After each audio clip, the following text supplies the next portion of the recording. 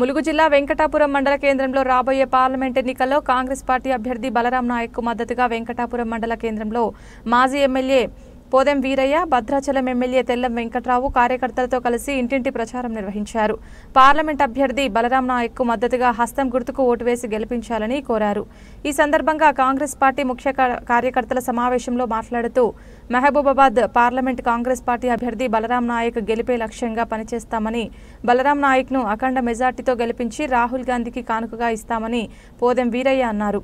BJP ప్రభుత్వం అధికారంలోకి రాగానే నిత్యావసర సరుకులు, గ్యాస్ ధరలను పెంచి సామాన్యుల బ్రతుకులపై గుదిబండగా మారిందని, మత రాజకీయాలు చేసి ప్రజల మధ్య విద్వేషాలు రెచ్చగొట్టడం తప్ప ఈ రాష్ట్రానికి చేసిందేమీ లేదని, రైతులకు ఎటువంటి న్యాయం జరగలేదని, బీజేపీ అంబానీ అదానిలో వేల కోట్ల రూపాయలు మాఫీ చేస్తుంది తప్ప రైతులకు ఏ ఒక్క రూపాయి కూడా మాఫీ చేసేది లేదని, కేంద్రంలో కాంగ్రెస్ ప్రభుత్వం వస్తేనే రాహుల్ గాంధీ నాయకత్వంలో ప్రతి ఒక్క కుటుంబం బాగుపడుతుందని మాజీ ఎమ్మెల్యే పోదెం వీరయ్య విమర్శించారు.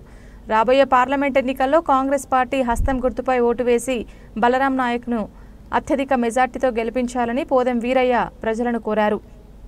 కార్యక్రమంలో కాంగ్రెస్ మండల అధ్యక్షులు, సీనియర్ నాయకులు, కార్యకర్తలు అధిక సంఖ్యలో పాల్గొన్నారు.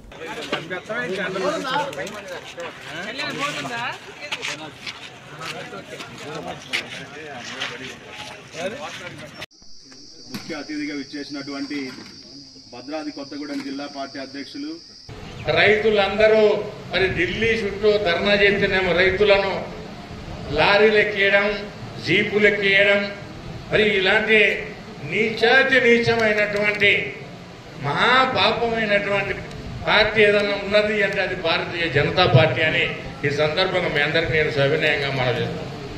ఎందుకు అనంటే గిరిజనులన్నా, అన్ని వర్గాల ప్రజలన్నా బీజేపీకి పట్టదు కాక పట్టదు. వాళ్ళకేం కావాలి? వాళ్ళకి అధికారం కావాలి. వాళ్ళకి కావాల్సింది టాటా, బిర్లా, అదాని, అంబానీ గ్రూప్ వాళ్ళు కావాలి తప్ప మాలాంటి చిన్న రైతులు అవసరం లేదనే విషయం మనం అందరం గుర్తుంచుకోవాలి.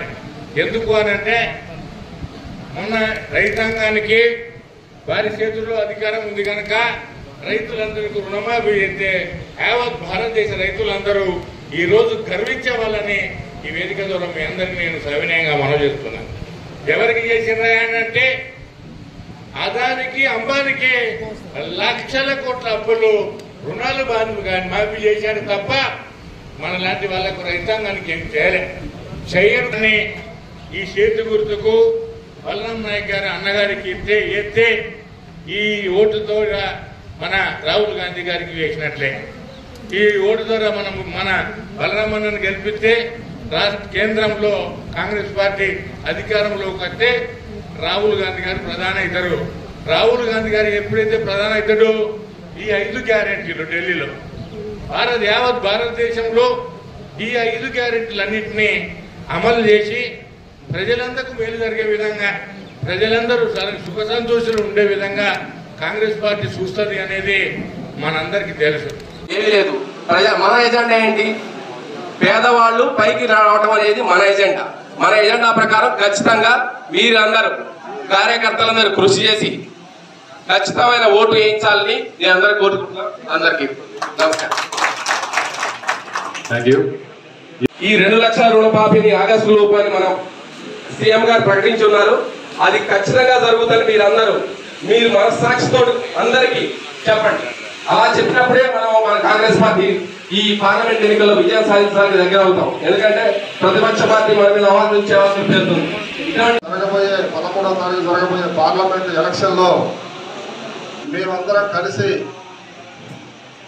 ఈ వెంకటాపురం మండలానికి పోయినసారి కనుక మనం మెజార్టీ రాకుండా తటస్థంలో సమాన భాగంలో 100 తేడా వచ్చిన కనుక